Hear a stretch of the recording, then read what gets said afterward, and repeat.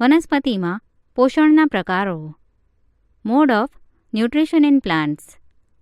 વનસ્પતિ એકમાત્ર સજીવ છે જે પાણી, કાર્બન ડાયોક્સાઇડ અને ખનિજ તત્વોનો ઉપયોગ કરી પોતાનો ખોરાક બનાવે છે. આ ખોરાક બનાવવા માટેની જરૂરી કાચી સામગ્રી એટલે કે રો મટીરિયલ્સ તેમની આસપાસ હોય છે. આ પોષક તત્વો એ સજીવોને તેમના શરીરના બંધારણ, વૃદ્ધિ, નુકસાન પામેલા ભાગોની સુધારણા તથા શક્તિની પ્રાપ્તિ માટે અને જૈવ ક્રિયાઓ માટે જરૂરી છે.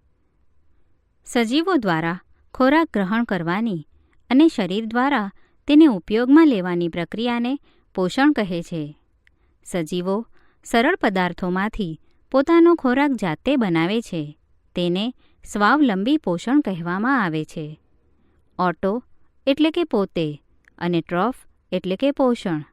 તેથી વનસ્પતિઓ સ્વાવલંબી ઓટોટ્રોફ્સ કહેવાય છે. પ્રાણીઓ અને બીજા ઘણા સજીવો પોતાનો ખોરાક વનસ્પતિ પાસેથી મેળવે છે. તેઓને પરાવલંબી એટલે કે હેટેરોટ્રોફ્સ, હેટેરો એટલે કે પર કહેવાય છે.